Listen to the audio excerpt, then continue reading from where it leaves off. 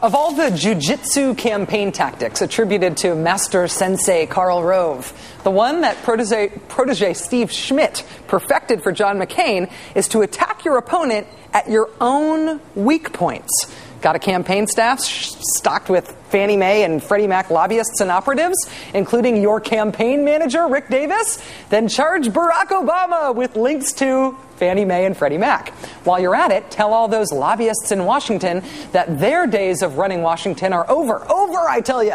Except 7 of McCain's top advisors and reportedly 177 people working as aides, policy advisors, or fundraisers are former lobbyists. And now, of course, there's the latest boogeyman, Acorn, a national network of community groups, some of whose individual members are currently accused of voter registration fraud. They're stealing the election, and it's Obama's fault somehow. This Acorn voter registration fraud, I mean, that deprives America of their most precious right. I'm very worried, and I'm worried about Senator Obama's connections with Acorn, and those should be fully explained as well. Okay, forget that voter registration fraud is very different from actual voter fraud and voter suppression, which is what happened in Ohio and Florida when those states' elections happened to be run by Republicans. I'm just saying. Just for a moment, focus instead on this picture. This is a picture of Senator McCain in 2006 at a rally co-sponsored by, say it with me now, Acorn! John McCain was the keynote speaker at the Acorn event. I'm not kidding. Listen. What makes America special is what's in this room tonight. That's what makes America special.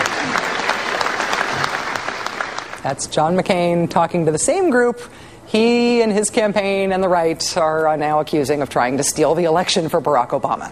Why the change of heart? Well, the chief organizer of Acorn said in a press release, quote, "We are surprised at McCain's efforts to vilify an organization that until recently he saw as an ally." In contrast, Obama had this to say about his connection to the group. First of all, my relationship to Acorn is pretty straightforward.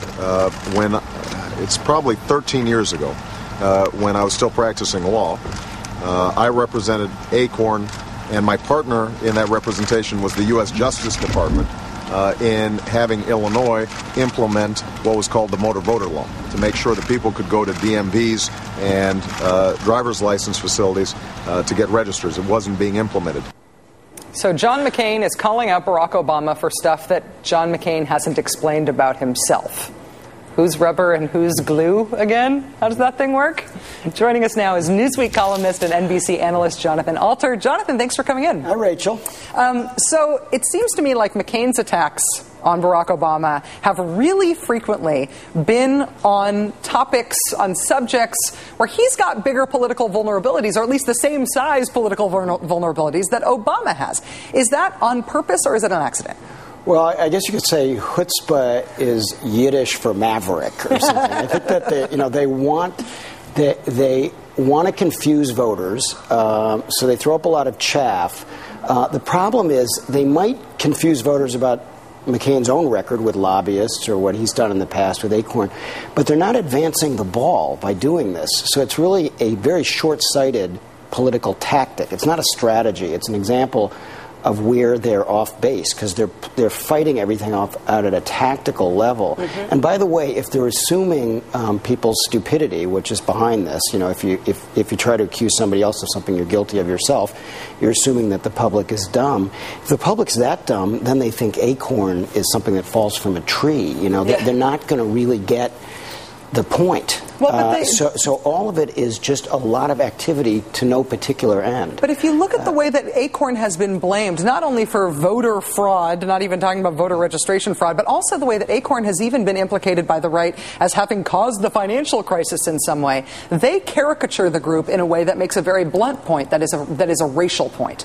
That is, the implication is that Barack Obama becoming president would mean an American government invested in moving political assets and money and favors to black people at the expense of white people. That is true, and that's why you saw Palin at the Republican convention use community organizer as a dirty word, almost as a code word for those poor people of color who are trying to get organized. But partly they're afraid of Acorn. Acorn has registered millions of Americans, and at a time when nobody else was really looking out for poor people in communities across the United States, Acorn was doing so. Did they have some bad apples in Acorn? Absolutely. They had people who, as Obama said today, in order to get the paycheck from Acorn, they would fill out the cards, just to get the work done in ways that were not accurate. Which happens anytime you pay somebody to register people, of course. Right? Yeah. And the important thing here, and I discussed this with the head of Acorn yesterday, is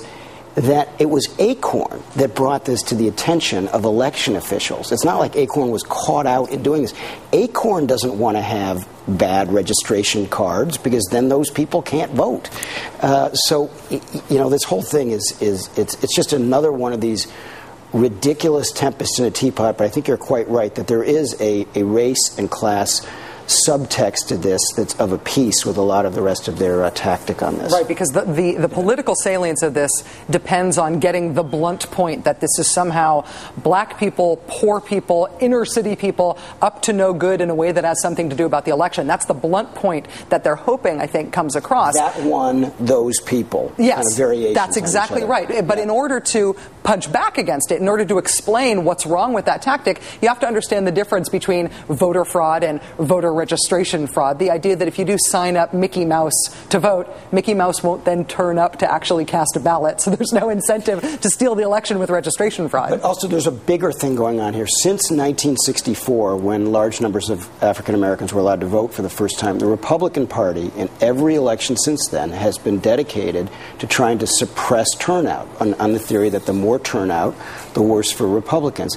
Democrats have tried to expand turnout, and as they've done that, of course, the Republicans have charged voter fraud. The Republicans have had the upper hand in this because of some important Supreme Court decisions, including one that that allows states to require you to have a driver's license or a non-driver's license equivalent in order to vote. And if that gets widespread, it'll be very hard for a lot of people like those we saw during Katrina who don't have driver's licenses it's almost like a latter-day literacy test or these things that were done during Jim Crow segregation to keep people from voting. So that's the real story, is the advances that conservatives have made in recent years in keeping people from voting. The cases of actual old-fashioned vote fraud where, somebody is trying to vote when they shouldn't be, very, very few of them. And when asked, it's like impossible for them to come up with very many examples of this happening at the polling places. Which was one of the important subplots in the whole U.S. attorney scandal. U.S. attorneys, federal prosecutors being directed by Republican political operatives, in essence, to find voter fraud examples, not being able to find them, running up against political frustration. One last quick point, Jonathan. Federal appeals court has just ruled that Ohio's top elections official has to verify all new voter registrations. Do you have any sense of what that might mean in Ohio on November 4th? Well, the important thing is that for Democrats is that the Secretary of State and the governor are now Democrats. In 2004, both were Republicans and dedicated in a very obvious way to trying to suppress the vote.